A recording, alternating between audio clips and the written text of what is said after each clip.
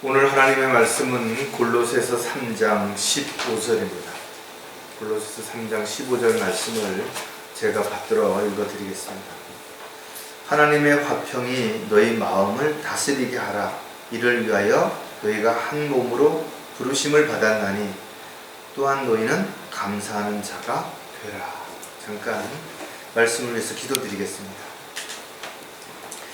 아무런 자격도 조건도 갖추지 못했음에도 불구하고 죄인이었던 저희들을 영원한 지옥의 형벌로부터 구원하시기 위해서 하늘 보좌를 버리시고 이 땅에 오셔서 죽기까지 저희들을 위해서 사랑을 베풀어 주신 그 크신 하나님의 은혜와 사랑으로 인해서 감사를 드립니다.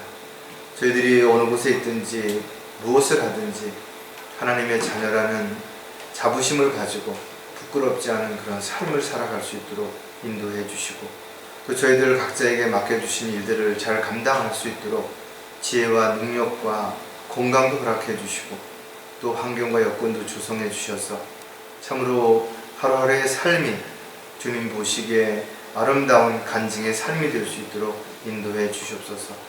코로나로 인해서 많이 힘들고 어려운 시간들이 이제 서서히 지나가는 가운데 있습니다. 저희들 좀 더 다시 한번 자신을 돌아보는 계기가 되게 인도해 주시고 또 다시 각자에게 주어질 시간들 속에서 미리 대비하고 준비할 수 있는 마음의 결단도 할 수 있게 인도해 주시옵소서. 오늘 또 주시는 말씀을 저희들 마음판에 잘 새겨서 한 주간을 살아갈 때 영의 양식이 되게 해주시고 또 저희들이 어느 곳에 있든지 무엇을 하든지 부끄럽지 않은 그런 삶이 참으로 많은 사람들에게 본이 되고 또 변화시킬 수 있는 기회가 될 수 있도록 저희들을 도구로 사용해 주시옵소서. 무엇보다도 지옥을 향해 달려가는 수많은 사람들 저희들이 그 혼에 대한 연민을 가지고 다가갈 수 있게 인도해 주시고 담대하게 입술을 열어서 복음을 전할 수 있도록 주님 도와주시옵소서. 다시 오실 우리 주 예수 그리스도의 이름으로 기도드렸습니다. 대부분의 사람들이 다른 사람들의 마음을 안다고 이야기하지만 실질적으로는 마음을 알기 어렵죠. 아내나 남편, 자식, 부모 마음을 이해한다고 말하지만 사실 그 마음을 다 알기는 너무나 어렵습니다. 그래서 같은 것들을 보고 또 같은 상황에 처해 있음에도 불구하고 목적과 또 계획과 과정, 동기 이런 것들이 다르기 때문에 때로는 오해가 생길 수도 있고 논쟁이 생길 수도 있습니다. 이것이 가족이라고 하든 지체라고 하든 예외가 될 수는 없는 것이에요. 따라서 좀 더 이해하고 배려하는 마음, 무엇보다도 하나님의 크신 사랑이 시작이 안 되면, 그게 밑거름이 안 되면 구원받은 그리스도인들도 세상 사람들과 별 다를 게 없다라는 것이에요. 가장 지혜로웠던 솔로몬은 열심을 다해 마음을 지키라 했답니다. 왜냐하면 마음을 지키기가 결코 쉽지 않습니다. 수시로 변할 수 있는 게 마음이에요. 언제든지 변질될 수도 있고 또 오염될 수도 있고 이런 것이 바로 마음이기 때문에 사실은 우리의 마음을 잘 지키고 처음 가졌던 마음을 계속 지속적으로 가지고 살아간다는 것은 말처럼 그렇게 분명히 쉽지 않습니다. 물론 사람들이 마음을 어떻게 쉽게 알 수 있느냐라고 말할 수 있어요. 마치 바람에 흔들리는 어떤 나뭇가지를 본다든지 또는 물결을 보면서 바람이 어느 쪽에서 불어오는구나 또 바람의 세기가 어느 정도구나 하는 것처럼 우리도 사람들의 눈을 본다든지 그 사람의 말을 듣는다든지 또 그 사람의 행동을 보면서 이 사람이 어떤 마음을 가지고 있구나 하는 것들을 어느 정도 우리가 알 수도 있을 것입니다. 하지만 사람들의 마음은 크기가 다른 것입니다. 어떤 사람들은 참으로 넓게 포용하는 능력을 가진 사람이 있어요. 어떤 사람은 아주 속 좁아서 작은 일에도 발끈하고 화를 내고 또 자기 중심적인 그런 사람들이 있어요. 어떤 사람들의 마음은 늘 밝아요. 근데 어떤 사람들은 늘 마음이 어둡습니다. 그래서 생활 자체가 힘들고 어려운 그런 삶을 스스로 자초하는지도 모르죠. 또 사람들은 그 마음의 온도차도 다릅니다. 어떤 사람은 좀 냉정해요. 어떤 사람은 좀 부드럽고 따뜻합니다. 이렇게 사람들의 마음에 따라서 그 감정이 수시로 바뀌는 것이, 기분이 아침에 이랬다가 점심에 이랬다가 저녁엔 또 다른 이런 모습들이 끊임없이 반복되는 것이죠. 그래서 뭔가 알 것 같다가 또 한편으로 보면 아닌 거고, 아닌 것 같아, 잘 모를 것 같은데 또 어떨 때 보면 마치 나와 똑같은 생각, 똑같은 마음인 것 같지, 이런 생각이 들 때도 있는 것이죠. 아무리 심리학을 공부하고 오랫동안 상대적으로 사람들을 상담을 해줬다 하더라도 알면 알수록 모르는 것이 결국은 사람의 마음이라는 거죠. 그래서 10길 물속은 알아도 한 길의 마음속은 알 수가 없다라는 그런 속담도 있는 거죠.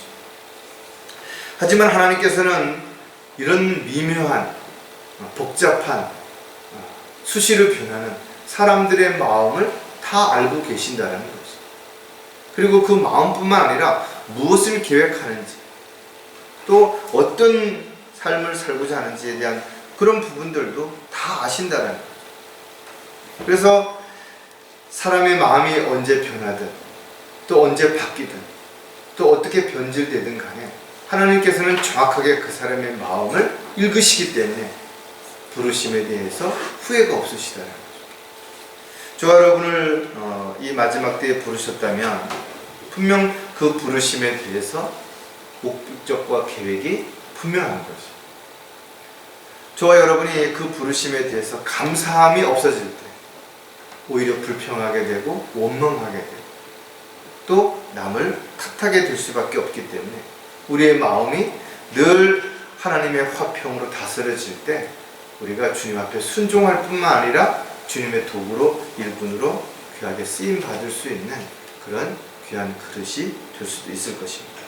오늘 설교 제목은 하나님의 화평으로 마음을 다스리라.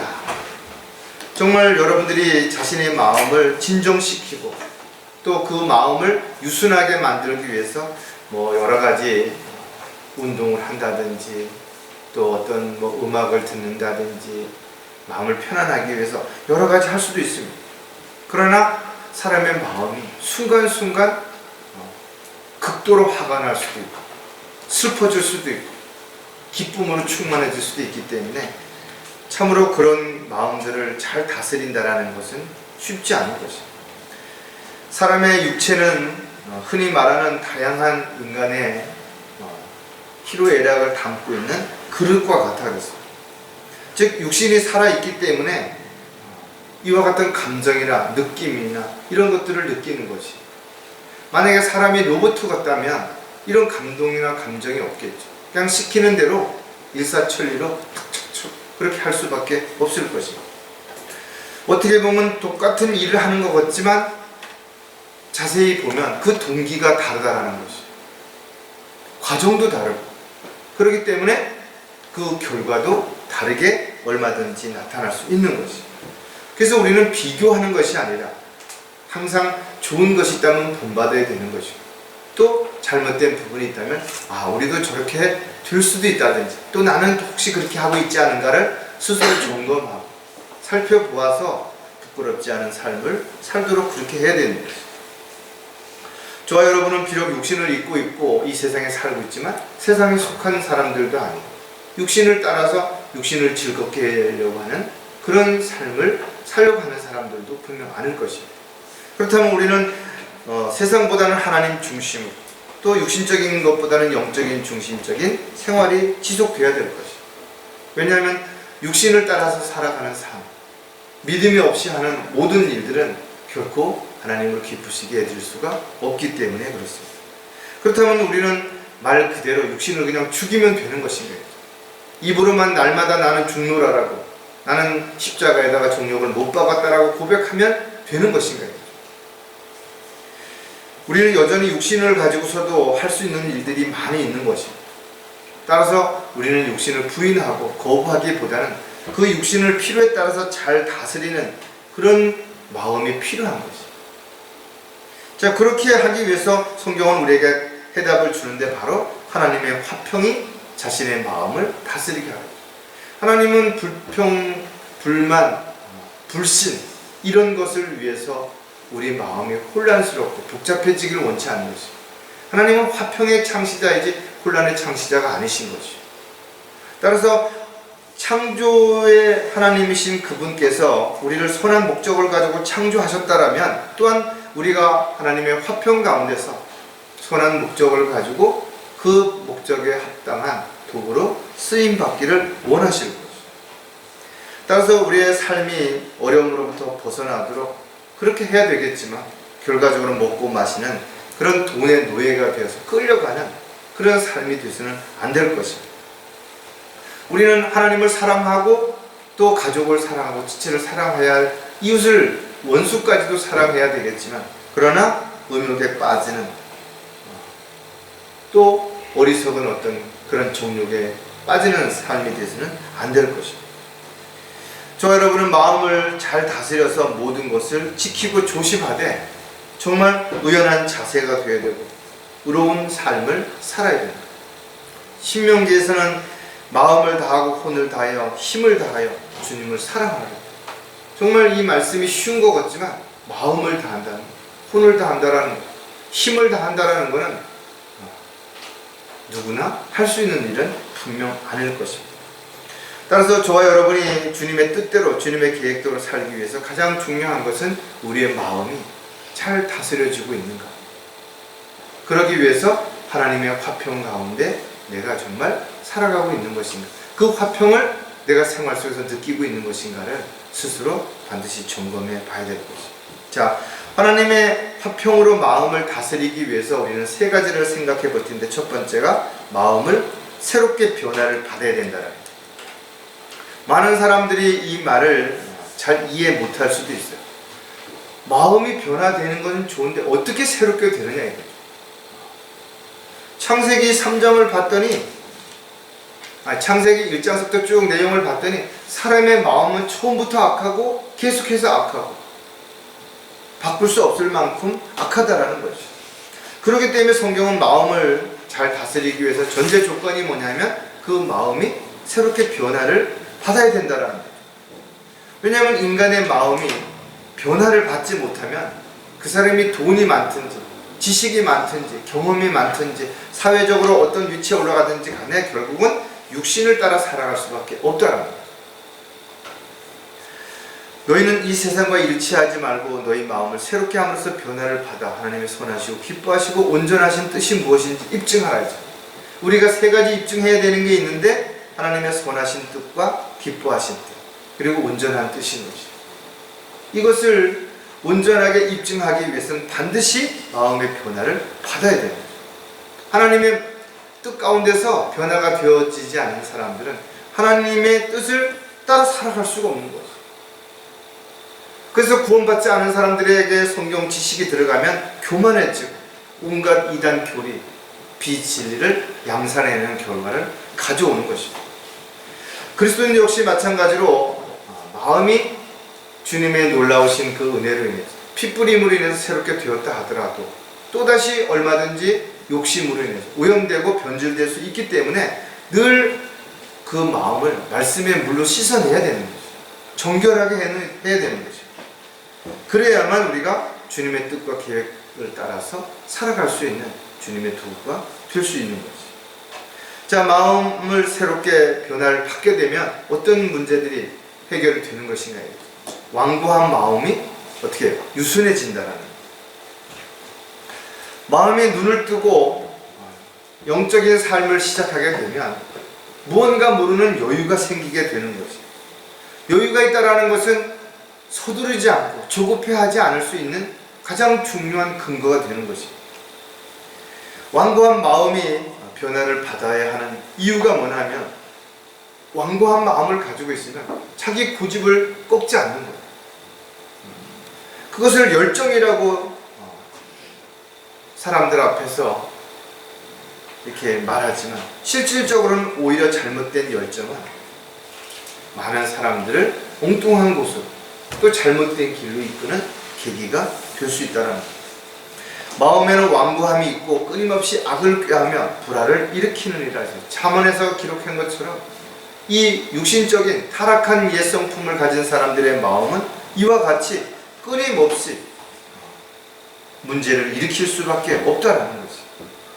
따라서 이런 완고함, 또 악을 꾀하고 불화를 일으키려고 하는 마음이 변화를 받을 때 비로소 자신은 물론 다른 사람에게도 평안함을 줄 수 있고 위로를 줄 수 있고 여유를 줄 수 있는 거지.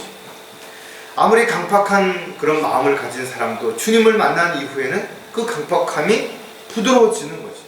이기적이고 자기 중심적인 사람이 주님을 만난 이후에는 상대에게 호의적이고 또 배려하고 섬기는 그런 마음으로 바뀌어진다는 거죠.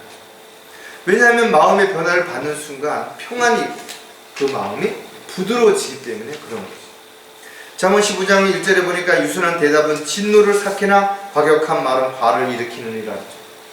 상대에 따라서는 똑같은 상황인데도 불구하고 어떻게 말을 하느냐에 따라서 또 그 말의 억양이라든지 또 말의 어떤 의미라든지 이런 것에 따라서 상대를 화나게 만들 수도 있고 화난 사람을 유순하게 만들 수도 있다는 거예요.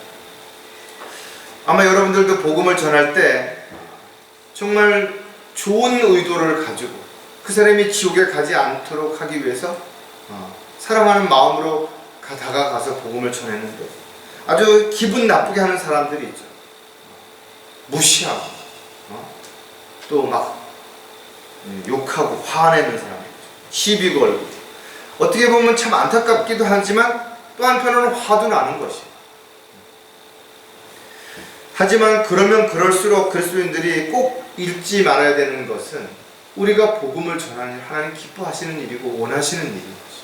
그리고 우리에게 이 마지막 때에 많은 특권을 주신 가장 큰 이유 중에 하나가 바로 모든 사람들이 구원을 받을 수 있도록 복음을 전하는 일을 우리에게 맡겨주셨다는 거죠. 그렇다면 화가 나더라도 오히려 그들에게 더욱더 부드러운 마음으로 다가가서 끝까지 포기하지 않고 복음을 전할 수 있는 그런 부분들이 반드시 필요하다.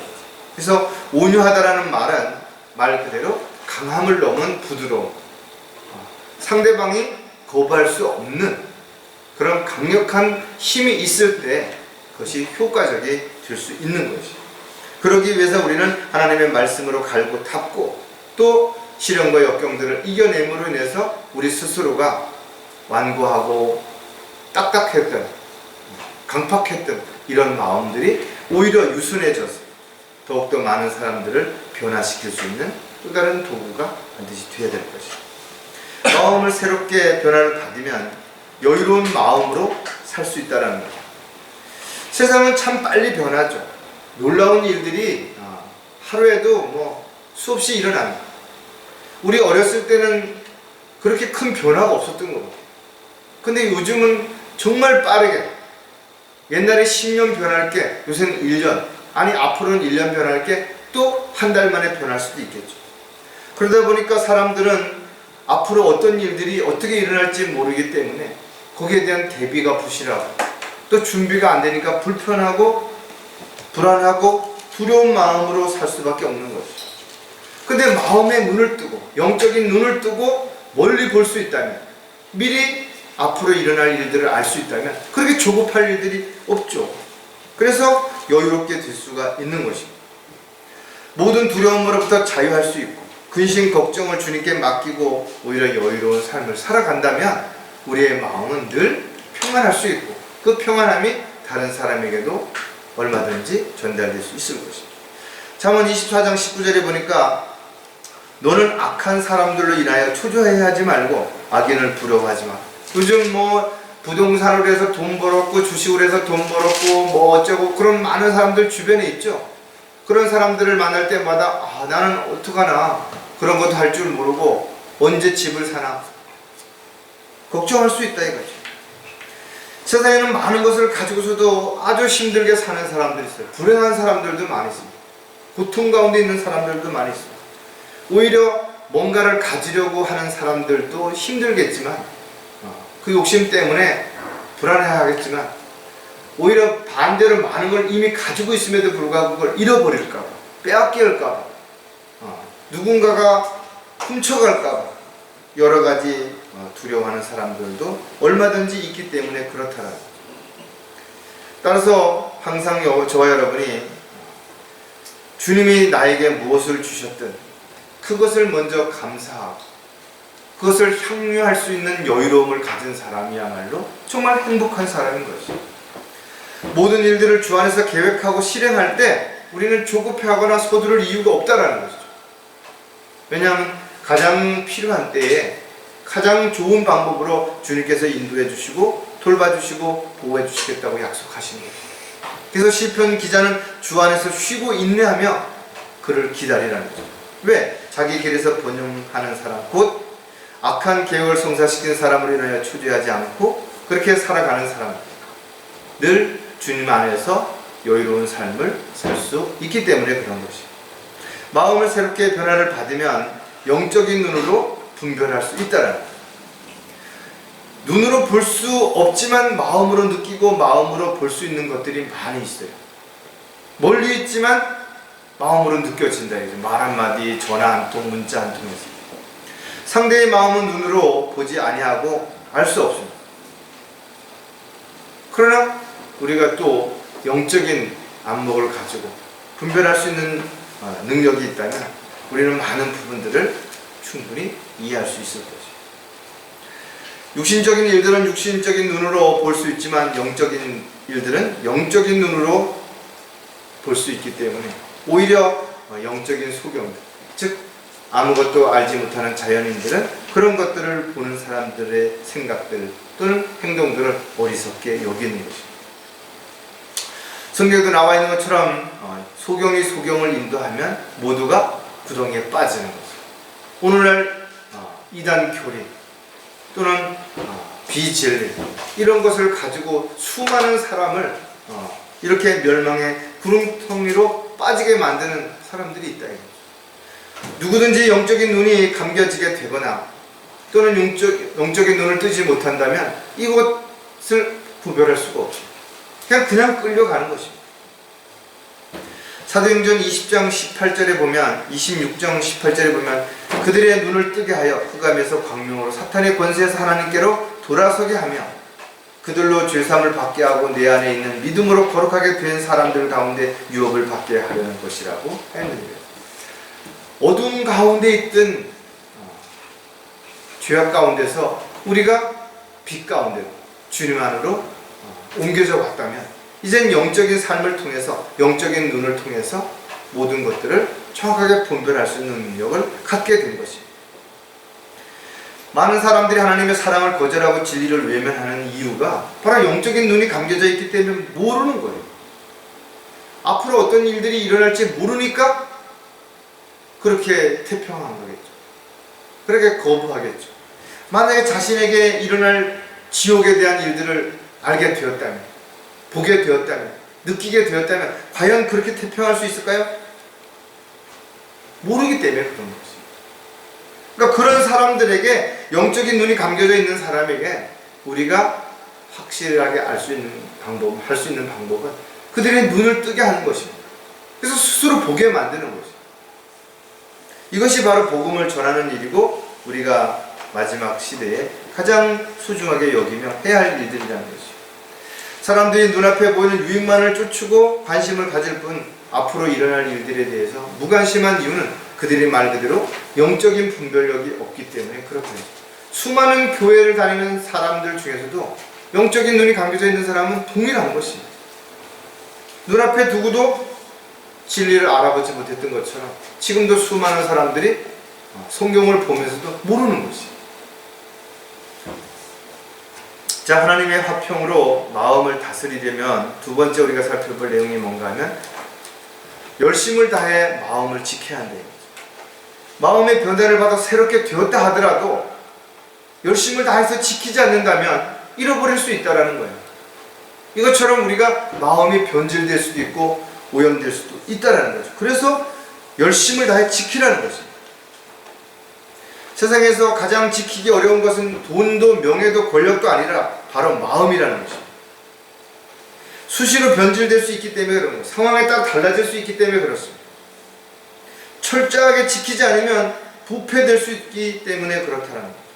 그래서 솔로몬이 강조했던 것이 열심을 다해 마음을 지키라. 왜냐하면 모든 삶의 문제들이 여기서부터 시작이 되는데 그 가장 시작이 되는 마음이 문제가 생기면 그 나머지는 더 이상 볼 필요가 없는 거죠. 하지만 마음을 지키는 것은 결코 어려운 것이 쉬운 것이 아닌 것입니다. 지식적으로 많이 알아요. 그러나 정작 마음을 지키는 데는 많은 책임과 의무 또 열심이 필요한 거죠. 하지만 디모데후서에 보면 우리 안에 거하시는 성령님을 힘입어서 내게 맡겨진 그 좋은 것들을 지키라. 즉 우리의 마음을 지키는데 가장 확실한 대안은 성령으로 충만한 삶을 살아가는 거죠. 늘 말씀 안에 우리가 살아갈 때 그것이 가능하다는 것입니다. 주님께서는 우리에게 맡겨주신 것들이 참으로 많이 있습니다. 바로 그것이 우리에게 또 다른 하나의 특권이기도 하지만 우리가 그 특권을 어떻게 활용하느냐에 따라서 참으로 하나님의 뜻 가운데 살아갈 수도 있고 오히려 죄를 짓는 결과를 가져올 수도 있는 거죠. 저 여러분이 어떤 상황에 처해 있든 간에 자신의 마음을 잘 지켜서 하나님이 원하시고 기뻐하시는 그런 삶을 살아간다면 그것이야말로 가장 의미 있고 가치 있는 삶일 뿐만 아니라 행복한 삶이고 또 보다 의미 있는 그런 삶이 반드시 될 수 있을 것입니다. 자, 열심을 다해서 우리가 마음을 지킨다면 그 다음엔 어떤 또 좋은 결과들이 있을 것인가. 부패되지 않도록 막을 수 있다라는 것. 사람의 마음이 언제 어떻게 어떤 일로 변질되고 부패될지는 우리가 다 알 수가 없어요. 그리고 어떤 한 가지만을 가지고 그 원인이라고 볼 수도 없다. 어떤 것은 합병증이 일어난 것처럼 다양한 문제들이 복합적으로 그 사람의 마음을 변질시킬 수도 있기 때문에 그런 것이죠. 따라서 우리 안에 마음을 변질시킬 수 있는 요인이 되는 어떤 죄라도 절대 우리 안에 머물지 않도록 반드시 그것을 제거해야 된다. 그래서 우리가 어떤 죄를 졌다면 그 죄가 크든 작든 그것이 중요하지 않아요. 더 중요한 것은 자신이 지은 죄를 즉시 자백하고 돌이키느냐가 훨씬 더 하다. 그렇게 자백하고 돌이키기 위해서는 먼저 그 사실을 인정하는 거죠. 그리고 그 죄와 관련돼서 누군가가 피해를 입었거나 마음의 상처를 입었다면 즉시 가서 또 사과하는 것이 반드시 필요하다. 요즘 코로나가 왜 사람들을 두렵게 만들었고 이렇게 경제적인 어려움을 가져온 것인가. 전파력이 강하기 때문에 그런 거죠. 눈에 보이지도 않는 이 작은 바이러스 하나가 이렇게 많은 문제를 일으키고 사람들의 발목을 붙잡을지 누가 알았겠냐 이거죠. 영적인 바이러스도 마찬가지. 우리 안에 영적인 작은 바이러스 하나가 들어오면, 그런 죄가 하나 들어오면 순식간에 그것이 우리 안에서 퍼져서 우리의 감각을 마비시키고 우리의 영적인 눈을 멀게 만들고 우리의 생각이나 우리의 행동을 움츠리게 만들어서 아무것도 하지 못하게 만든다는 거예요. 따라서 마음이 부패되지 않으려면 철저하게 자신의 마음을 부패시키려고 하는 죄로부터 자신을 지켜야 되는 거죠. 고린도전서 15장 33절에 보니까 미혹되지 말라. 악한 사귐은 좋은 행실을 부패시키느니라. 누군가가 우리를 미혹시키고 또 유혹하려고 하는 것이 있다면 철저하게 대비해야 되는 거죠. 거기에 동조한다든지 그걸 따른다든지 또 그와 같은 장소에 계속 머무르게 된다면 어느 순간에 자신도 모르게 부패된다는 거죠. 순수한 마음이 미혹되면 부패되고 주님 안에서 떨어져 나가는 것은 순식간에 일어난다. 따라서 그리스도인들은 누구를 만나느냐 또 어떤 일을 하느냐 중요하다 이거죠. 왜? 작은 어떤 문제들이 마음을 부패시키고 변질시킬 수 있는 근거가 될 수 있기 때문에 그렇습니다. 따라서 저와 여러분이 어떤 일을 할 때 또 누군가를 만날 때 왜 기도해야 되는 것인가 이거죠. 눈에 보이지 않는 이런 작은 문제들이, 유혹들이, 미혹들이 우리 안에 침투될 수도 있기 때문에 그런 거죠. 믿음에서 떠나 변질된 수많은 사람들이 자신을 합리화시키고 있지만 그러나 결과적으로는 뭐예요? 자신이 선택한 것이라는 거죠. 누구도 변명할 수 없는 거죠. 생각이 부패했다면 그런 데서 내 자신은 빠져나와야죠. 자신이 잘 알고 있는 사람이 변질되고 오염됐어요. 그를 바로잡겠다고 가서 하다 보니까 자기도 오염되는 거예요.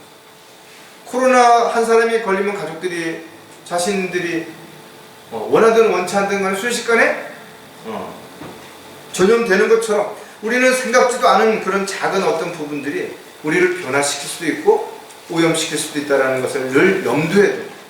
그래서 끊임없이 자신을 살펴야 될 뿐만 아니라 자신에게 어떤 문제가 일어났다면 즉시 그 원인을 찾아야 돼요. 또 거기에 합당한 말씀의 물로 씻어내서 우리가 건강한 삶이 반드시 영적으로 되어야 될 것이에요. 따라서 주의 말씀이 내 마음에 간직하였으니 주의 말씀을 내 마음에 간직하신 이는 내가 주께 범죄치 아니하려 함이라. 내 안에 하나님의 말씀을 가득 채우고 있다면 수시로 내가 일어나는 일들, 나에게 어떤 문제가 생겼을 때 마치 그 뭐 세콤이나 뭐 이런 거 있죠. 뭔가 외부로부터 침입자가 생기면 경보음이 울리잖아요. 이런 것처럼 내 안에도 뭔가 시스템이 잘 작동되고 있다면 외부로부터의 어떤 작은 뭔가가 침투해 들어오면 영적인 바이러스, 즉 죄가 침투해 들면 즉시 사이렌이 울려서 깨어있는 상황이라면 즉시 그걸 대비할 수 있게 되기 때문에 그렇다는 거예요. 따라서 무엇을 판단하는 것은 또 무슨 일을 실행하든 하나님의 말씀은 근거였어요. 그렇게 여러분들이 지혜롭게 잘 처신한다면 부패되지 않도록 자신의 마음을 지킬 수 있다는 거예요. 열심을 다해 마음을 지키면 가진 것들로 만족할 수 있다는 거예요. 마음을 지키기 위해서 가장 먼저 우리가 생각해야 되는 부분들이 바로 마음을 부패시키는 요인들이 뭐냐 이거죠. 과연 나는 어떤 것 때문에 내 마음이 흔들리고 그 마음에 문제가 생기냐, 그걸 제거해야 되는 거죠. 성경에 보니까 음행, 온갖 더러움, 탐욕 이런 것들은 이름조차도 부르지 말아요. 성도들에게 합당하다 이거죠. 합당하지 않은 것들을 행하게 되면 그것이 내 마음을 부패시키는 결과를 가져오는 거죠. 농사를 짓던 사람들이 그 농사를 짓는 땅을 이런저런 이유로 인해서 방치해두면 어떻게 돼요? 한 2, 3년만 지나면 거기에 나무까지 막 자랍니다. 어디서 날아왔는지 온갖 푸시들이 그냥 자라나는 것입니다. 이처럼 마찬가지로 그리스도인들이 자신의 마음을 방치해두면 온갖 쓰레기들이 세상적인 지식들, 세상적인 이론들, 무슨 상대적 진리 이런 것들이 내 마음에 가득 채워져서 한순간에 부패되고 변질되는 것이죠. 왜 성경은 마음의 밭을 끊임없이 옥토와 같이 일구라고 하는 것이죠. 해마다 농사를 짓는 사람들이 밭을 갈고 해보면 어디서 나왔는지 또 돌이라든지 뭐 나무 그루터기라든지 이런 게 나온다 이제. 골라내도 끊임없이 나오는 것처럼 우리 마음 역시도 마찬가지로 깊이 갈면 갈수록 내재되어 있는 이런 타락한 옛 성품의 찌꺼기들이, 쓴뿌리들이 나오게 되는 거죠. 히브리서 13장 5절에 보면 너희의 생활 방식에 탐욕이 없도록 하고 현재 가진 것들로 만족하라. 여러분 한번 이 질문에 대답해 보아요. 정말 나는 내가 살아가는 데 있어서 막 나도 누구네처럼 누구네 집에 있는 것처럼 저런 것도 사고 싶고 뭐도 사고 싶고 그런 욕심, 탐욕들이 아직도 남아있는지, 정말 내가 가진 것들에 대한 감사함으로 일단 먼저 감사하는 것에서 출발하고, 그래서 나름대로 열심히 일하고 노력해서 또 여유가 생기면 좀 더 좋은 것, 또 새로운 것도 구입할 수 있죠. 그 자체를 나쁘다고 말하는 거 아니다 이거죠. 욕심 때문에 허덕이면서 마땅히 해야 할 도리, 책임, 의무를 소홀히 하는 것, 이런 것이 잘못된 거죠. 욕심이 많은 사람들은 자신의 생활이 한마디로 말해서 투명하지 못해. 뭘 자꾸 감추려고 한다. 숨기려고 한다. 왜 그런 것이?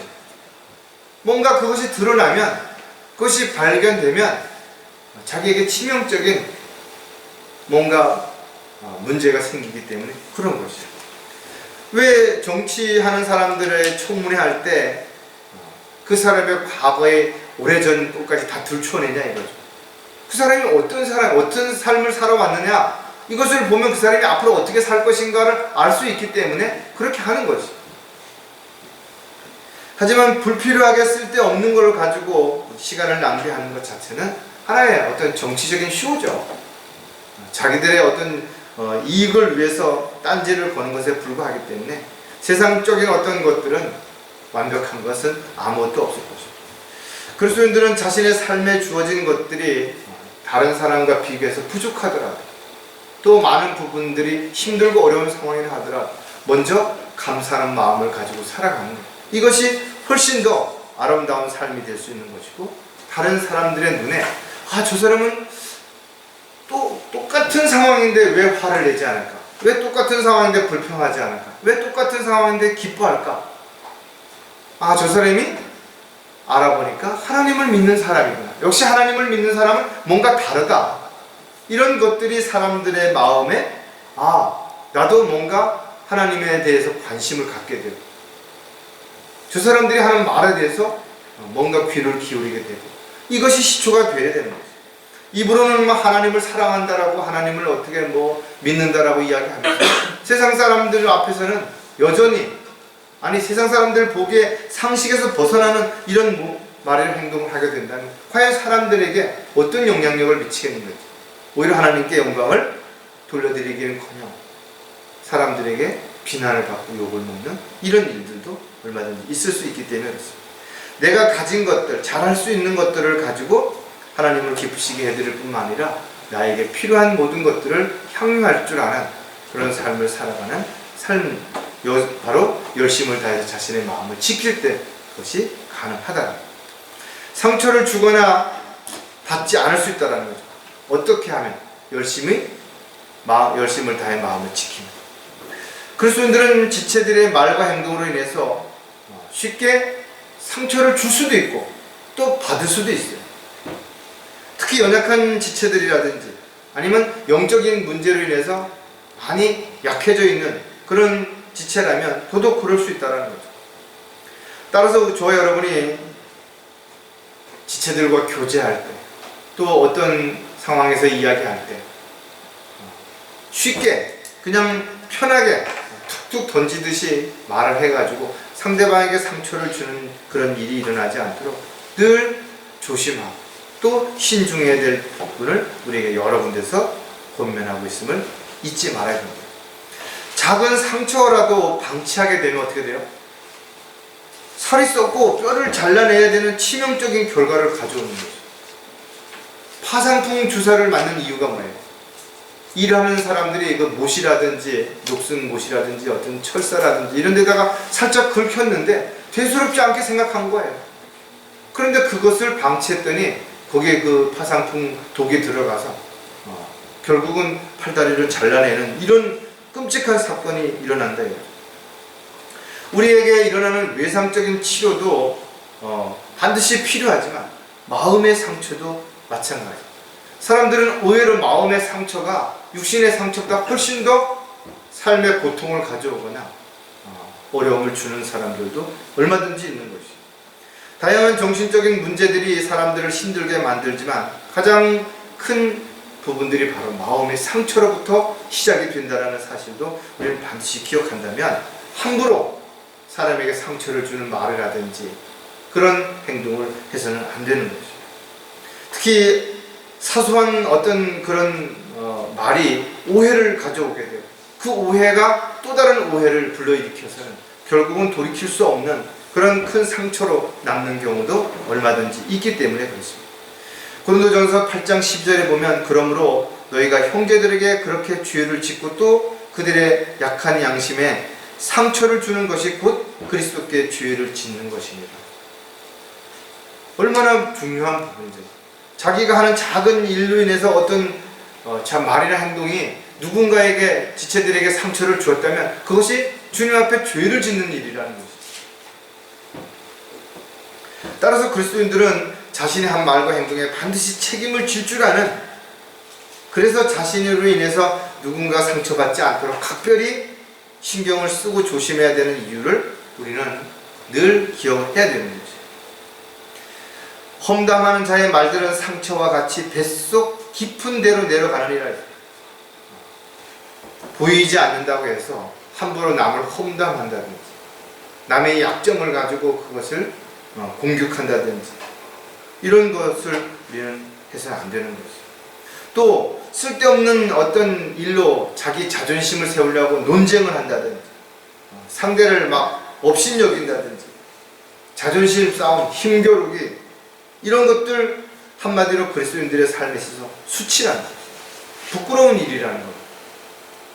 오히려 사랑을 전하고 또 함께 주님을 위해서 합심해서 어떤 일들을 이루어가야 할 대상들에게 상처를 줄 뿐만 아니라 그것으로 인해 가지고 뭔가를 얻으려고 하는 이런 이기적인 자기중심적인 생각을 가지고 있다면 여전히 아직까지도 마음의 변화가 일어나지 않은 또 그 마음을 지키지 못해서 오염된 그런 상태가 되었다는 거죠. 마지막으로 하나님의 화평으로 마음을 다스리려면 마음의 문을 먼저 열어야 한다는 거죠. 마음의 변화를 받아서 새롭게 되었어요. 그리고 자기 마음을 열심을 다해서 잘 지키고 지혜롭게 잘 살고 있어요. 여기서 끝나는 것이 아니라 우리는 여전히 복음을 전해야 되고 진리를 증거해야 하는 주님의 종요 일꾼이라는 사실을 반드시 기억하고 상대가 마음의 문을 닫고 있다고 해서 멀리하고 회피하는 것이 아니라 그래도 우리는 또다시 가서 문을 두드릴 수 있는 그런 용기 또 그런 마음의 결단이 반드시 필요하다. 마음의 변화를 받아 새롭게 되기 위해서 우리가 힘들었다면 또 말씀으로의 마음을 지키고 또 그 마음을 지킨 마음을 유지하기 위해서 더 힘들 수도 있지만 더더욱 우리가 원수도 사랑하고 그 사람들에게 복음을 전하기 위해서 다가가는 것 또한 무척 힘들고 어려운 것이. 여러 가지 일들로 인해서 사람들의 마음은 이미 빗장을 깊이 찌르고 닫혀져 있기 때문에 가면 갈수록 점점 더 그 문은 견고하게 굳어버리는 거지. 여러분 어떤 문을 열고 닫는 것을 방치해 두게 되면 시간이 지나면 녹이 슬죠.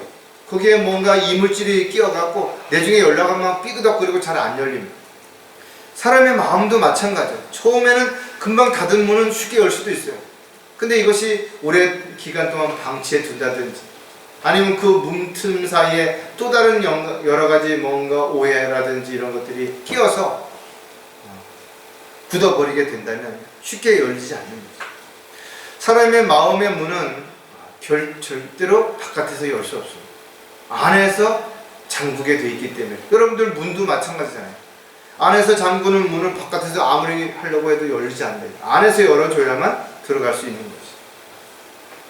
따라서 사람의 마음의 문을 열 수 있는 유일한 방법은 우리가 하나님의 사랑을 가지고 끊임없이 두드리는 방법밖에 없는, 그리고 안에 있는 당사자가 마음의 문을 열 수 있는 그런 마음을 가질 때까지 기다려주고 또 관심을 갖는 방법밖에 다른 방법이 없다는 거죠.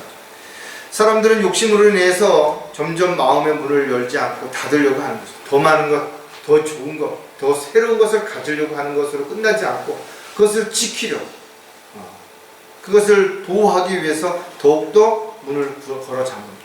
부자들은 어때요? 집을 짓고 나서는 외부로부터 어떤 자신들을 보호하려고 울타리를 점점 높게 싼다 이거죠. 그리고 울타리 위에다가 뭐 병을 깨서 박아놓는다든지 쇠사슬 이런 거를 갖다가 철망을 둘러가지고 외부로부터 못 들어오게 하죠.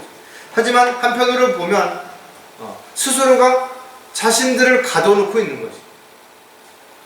안타깝게도 많은 사람들이 자신의 체면이라든지 또 자신의 어떤 유익 때문에 울타리를 이렇게 높게 치고 창살 없는 감옥에 갇혀 살아가는 폐쇄적인 사람들이 너무나 많다는 것. 그런 사람들에게 다가가서 문을 열게 만드는 것은 결코 쉽지 않은 일이지만 우리는 하나님의 사랑으로 이 일들을 해야 되기 때문에 우리 먼저 하나님의 화평으로 마음을 다스리지 않는다면 내 마음이 불편한 상태에서, 내 마음이 혼란한 상태에서, 내 마음이 괴로운 상태에서 어찌 상대의 마음을 헤아리고 또 상대의 마음을 열려고 하는 마음을 가지고 다가갈 수 있겠냐는 거예요. 자, 마음의 문을 먼저 내가 열게 되면 우리가 또 몇 가지 생각해 볼 수 있는 것이 정결한 마음으로 다가갈 수 있다. 사람들이 와서 문을 두드리는 이유는 여러 가지가 있어요. 뭔가 도움을 요청하는 사람들도 있고, 뭔가 이기적으로 자기의 유익을 얻기 위해서 문을 두드리는 사람들도 있을 것입니다. 하지만 우리가 요한계시록 3장에서 봤던 것처럼 주님께서도 바깥에 와서 문을 두드리는데 마음의 문을 열지 않고 교회의 문을 잠근 그런 대표적인 교회들이 있다. 보라, 내가 문 앞에 서서 두드리노라. 누구든지 내 음성을 듣고 그 문을 열면 내가 그에게로 들어가서 그와 함께 먹으며 그도 나와 함께 먹으리라. 주님께서 마음에 들어오시면 그 마음을 정결케 해주시고 그 마음을 변화시켜 주시고 그 마음을 통해서 많은 것들을 보여주실 수 있는데 안 한다 이거죠. 오히려 점점 걸어 잠그는 거죠. 야고보서 4장 8절에 보면 하나님께 가까이 다가가라. 그리하면 그분께서도 너에게 가까이 다가가시리라. 저와 여러분이 주님께 더 가까이 다가가는 유일한 방법은 뭐예요? 우리가 먼저 한 발 가까이 가면 주님도 우리에게 더 한 발 가까이 들어오신다는 거죠. 내가 한 발 멀리 가면서도 주님은 항상 나와 함께 나를 더 많이 더 가까운 데서 지지해주고 돌봐주시고 보호해주시고 인도해주실 거라고 착각하면 안 된다. 따라서 그리스도인들은 언제나 자신의 마음의 문을 활짝 열어놓고 늘 주님께서 함께 하시도록 해주셔야 될 뿐만 아니라 많은 사람들의 문을 열을 수 있도록 끊임없이 우리가 이웃의 문을 두드릴 수 있는 그런 삶이 되어야 되는 거죠. 마음을 정결케 하기 위해서 성경은 먼저 손을 깨끗이 하라는 거죠. 의심을 버리고 두 생각을 품지 말라는 거죠. 이렇게 했을 때 다른 사람들이 우리에게 경계심을 가지고 또 다른 어떤 다른 생각을 가지고 보다가도 이 사람들은 결코 그런 사람들이 아니구나. 정말 진심을 가지고 나에게 다가오는구나. 이것을 알게 되면 자연스럽게 그들이 문을 열 수 있게 되기 때문에 그렇습니다. 따라서 늘 저와 여러분이 정결한 마음으로 사람들에게 다가가서 그 사람들을 변화시킬 수 있는 그런 삶을 살아가는 것 정말 중요하죠. 그러기 위해서 우리도 끊임없이 오염되지 않도록 우리의 마음을 씻어내는 것 또한 우리가 반드시 매일매일 해야 되는 겁니다. 마음의 문을 먼저 열게 되면 가진 것들을 기쁨으로 나눌 수 있다는 거죠. 많은 걸 가져야 나누는 거 아니에요. 내가 작은 것을 가지고 있어도 나누는 기쁨을 아는 사람은 나눌 수 있는 것입니다. 하지만 사람들은 욕심으로 인해서 자신의 손을 펼지 못하고 오히려 뭔가를 더 움켜잡으려고 하죠. 그래서 늘 나는 누구보다도 뭐가 부족하고 누구보다도 무엇이 잘 못됐고 끊임없이 뭔가 자기에게 필요하다라고만 요구한다. 특히 마음의 문을 굳게 닫고 있는 사람들은 대화도 안 하죠. 요즘 한번 보세요. 아파트에 사는 사람들이 옆집하고도 대화 안 하는 사람들이 너무나 많다는 거죠. 자신이 가진 것들을 내 것이라고 생각한다면 우선 뭔가를 나눠주는 게 아깝겠죠. 더 많은 걸 갖고 싶은 그런 마음에서 나누는 것은 점점 손해를 보는 것처럼 느껴질 수도 있을 것입니다. 그러나 그리스도인들은 내 것이 아니라 주님의 것을 내가 관리하는 청지기에 불과한 것입니다. 주님이 원하신다면, 주님이 기뻐하신다면 내가 가진 것들로 관용을 베풀고 나누고 그렇게 함으로 인해서 많은 사람들에게 하나님의 영광을, 하나님께 기쁨을 드릴 수 있는 도구로 살아가는 것이야말로 가장 우리가 종으로서 합당한 삶을 살아가는 것이 분명하다. 구원받은 그리스도인인데도 불구하고 여전히 손마른 자처럼 움켜쥐려고 하는 그것은 오히려 하나님께 영광을 가리게 되는 결과가 되겠죠. 누가복음 6장 10절에도 보면 그들 모두를 둘러보시고 그 사람에게 말씀하시기를 내 손을 펴라고 하시자 그리하니 그의 손이 다른 쪽 손과 같이 온전하게 회복됐다. 주님은 우리에게도 지금 끊임없이 너의 손을 펴라 이거죠. 그리고 아낌없이 주는 자가 복이 있다라는 그 말씀들을 통해서 너가 주면 줄수록 복을 받을 수 있음에 대한 부분을 우리에게 가르쳐주는 거예요. 하지만 주님의 사랑을 느껴보지 못한 사람들, 또 주고서의 그 나눔으로 인해서 기쁨을 느껴보지 못한 사람들은 이와 같은 말을 의미를 이해할 수가 없는 거예요. 세상적인 계산으로 보면 계속 주는데 어떻게 복이 있는 것이고 어떻게 기쁨이 있는 것이고 늘 받는 것이 기쁨이고 늘 나에게 쌓아놓는 것이 기쁨이 되는 것이라고 생각하는 사람들이 말이 안 된다 이거죠. 하지만 자신이 베풀어도 손해만 보는 것은 결코 아닌 것이다. 만약에 하나님께서 우리가 손해만 본다면 그렇게 하시겠냐고. 오히려 우리가 나누면 나눌수록 더 많은 것을 얻게 되는 것이고 깨닫게 되는 것이고 채워주시는 것이고, 이것이 바로 하나님의 사랑이 없이는 할 수도 없는 것이지만 하나님의 사랑으로 하기 때문에 감사와 기쁨이 넘쳐나는 것입니다. 마음의 손을 펴는 것은 이웃과 더불어 살 수 있는 따뜻한 마음에서부터 시작이 되지만 그 마음은 하나님의 사랑으로 화평으로 채워졌을 때 비로소 뜨겁게 전달될 수 있다는 것도 우리는 반드시 기억한다면, 내가 무엇을 얼마나 많이 가졌던 것이 중요한 것이 아니라 내가 가진 것을 작은 것이라도 나눌 수 있는 기쁨을 가지고 있는 사람들이 행복한 것이고, 그런 사람들에겐 주님께서 더 많은 것들을 나누어 줄 수 있도록 분명한 것들을 채워주실 것이 분명한 하나님의 약속이라는 것이죠. 마음의 문을 먼저 열면 오히려 감사할 일들이 많아진다. 많은 사람들이 입으로는 감사하다라고 말하는데 표정, 행동 전혀 그렇지 않다 이거죠. 그리고서 어쩌다 인사치레로 하는 것이. 그러나 상대는 그 사람이 인사치레로 하는지 안 하는지 진실은 다 알죠. 누구든지 진심으로 하지 않는 것은 오래 지속될 수도 없을 뿐만 아니라 어느 순간인가 그것이 진심이 아니라는 것이 들통나게 되면 오히려 상대에게 불쾌감을 줄 수도 있습니다. 저 여러분은 가식적인 사랑이 돼서는 안 되는 거예요. 진심으로 해야 되는데, 진심으로. 작은 일에도 누군가가 나에게 관심을 가져주고 또 신경을 써주고 나에게 유익을 줬다면 마음에 우리는 빚을 진 것이에요. 사랑의 빚을 진 것입니다. 그렇다면 그 사랑의 빚을 우리도 갚을 줄 알아야죠. 어떤 방식이든 좋은 것이에요. 뭔가 대단하고 놀라운 것이 아니라 작은 것이지만 진심으로 내가 감사하는 마음을 표현했을 때 상대방은 그것이 훨씬 크게 다가올 수 있다는 거죠. 감사하지 못하는 사람들은 불평하게 된대요. 불평하게 되면 불평할수록 있던 감사조차도 사라지게 되는 거죠. 골로새서 3장 15절에 오늘 본문의 말씀처럼 하나님의 화평이 너희 마음을 다스리게 하라. 이를 위하여 너희가 한 몸으로 부르심을 받았나니 또한 너희는 감사하는 자라. 저와 여러분은 주님의 몸이고 거기에 지체들이 되겠죠. 그리고 이 마지막 때 주님의 사역을 위한 도구로, 일꾼으로 함께 협력자와 동력자로 부르심을 받는 게 분명한 거죠. 그렇다면 서로에게 감사하고 또 서로에게 감사할 수 있는 그런 존재가 반드시 해야 되는 것입니다. 성경은 모든 일에 감사라고 분명히 우리에게 말씀하고 계시다. 어떤 특별한 일만 아니라 모든 일에 감사할 수 있는 자가 되어야 되는 것입니다.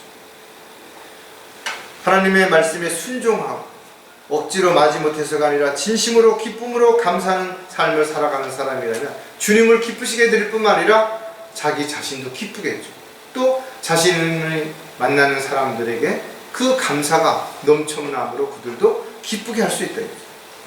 따라서 저와 여러분이 어느 곳에 있든지 주님만을 바라보고 주님의 은혜에 감사할 뿐만 아니라 그 감사를 나누고 베풀므로 인해서 모든 사람들에게 감사할 수 있는 그런 삶을 살아가야 되는 거죠. 이렇게 하기 위해서 우리는 하나님의 화평으로 먼저 우리의 마음을 잘 다스려야 되는 거죠. 그러기 위해서 마음을 새롭게 변화를 받아야 될 뿐만 아니라 그렇게 변화된 마음이 열심히 잘 지켜서 변질되거나 또는 오염되지 않도록 해야 될 것입니다. 우리가 우리의 마음이 변화되어서 정말 열심히 잘 지켰을 뿐만 아니라 또 그 마음의 문을 활짝 열어서 그 영향력이 다른 많은 사람들에게까지도 미침으로 인해서 다른 사람들이 마음의 문을 열고 주님을 영접해 드릴 수 있도록 끊임없는 주님의 도구로 살아가시는 저와 여러분이 되시기를 주님의 이름으로 부탁을 드리겠습니다. 기도하겠습니다.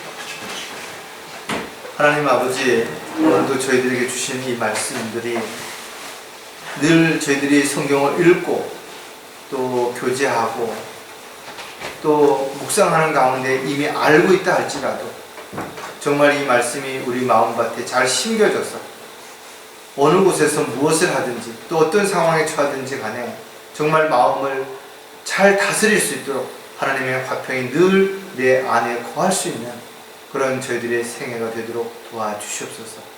항상 어느 곳에 있든지 감사와 기쁨이 넘치는 그런 삶을 통해서 아버지 하나님께 영광을 돌려드릴 뿐만 아니라 우리 또한 감사함이 넘치는 우리 자신에게 또 주변에게 끊임없는 향기가 될 수 있도록 도와주시옵소서. 다시 오실 우리 주 예수 그리스도의 이름으로 기도드렸습니다.